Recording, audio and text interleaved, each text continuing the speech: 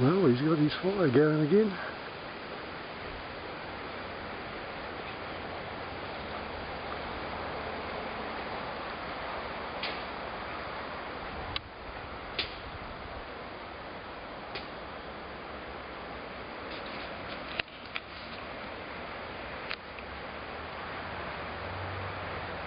Heaps of smoke.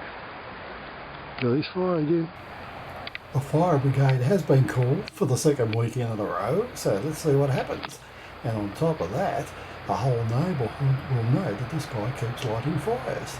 I think I'll change to the better camera.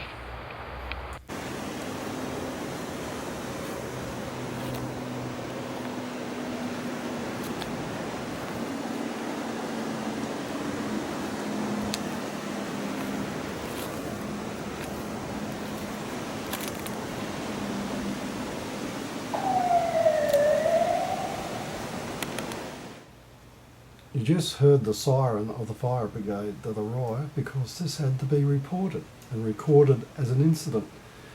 I mean, you can hear the sound of the wind in the trees, yet these people had a fire burning, sending up this volume of smoke.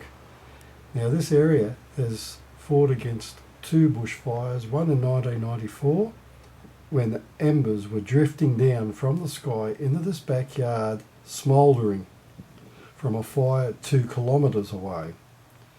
And then we had the 2000 Christmas fires.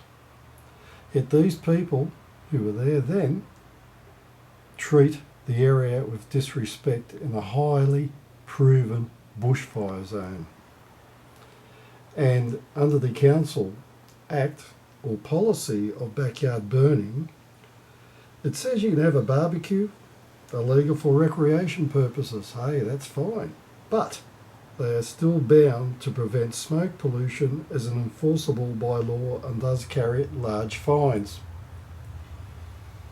Yet both council and even when the fire brigade people spoke to me seemed to make it a very personal issue between neighbours. Well, this is nothing of the sort. I have not seen or spoken to these people, or had anything to do with these people I should say, for several years. Yet they choose this. And what gets me is that this guy actually works for another council, Sutherland Shire Council. I wonder what they would think. However, the thing is, the fire brigade's attitude was, oh well, it's okay. It's not sending up any smoke. It's not disturbing anyone, as you can see. And I thought, well, this is really good. And it was even better when the fire representative said, well, you've got 2 chimneys, and he brought it down to a personal level. I thought, what's that got to do with reporting smoke pollution under the EPA Act? I mean, who spoke about my house? This guy's got a chimney on his house too. I haven't complained about that. Why should I? But this is definitely a smoke pollution incident and must be reported, obviously not to the fire brigade. I think I was very polite in handling that because I have combustion internal fires in the house which barely, if at all, send out smoke. Not like this charmer. So at the end of the day, a report will be put in, not by the fire brigade apparently, unfortunately, but it has been recorded with Wollongong City Council.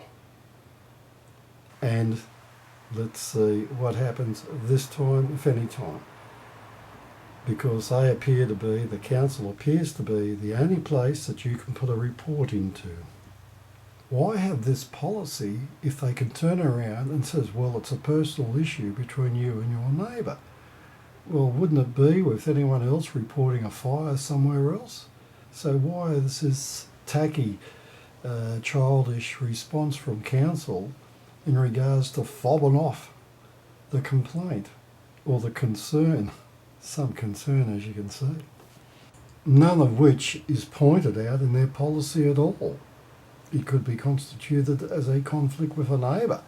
Well, shouldn't that be covered?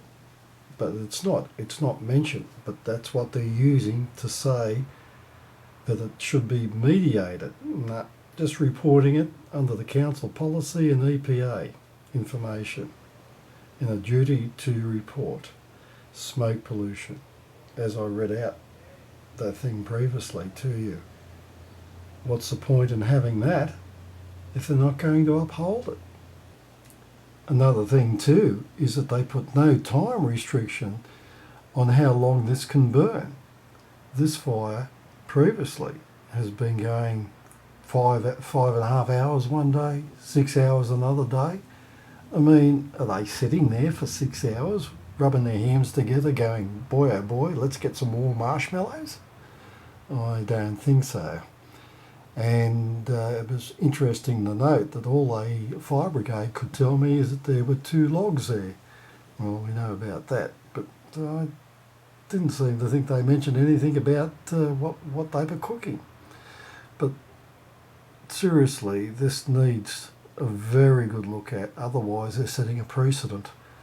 And that means if they're not going to enforce the government or council policy, they should remove that policy. But they're leaving it open.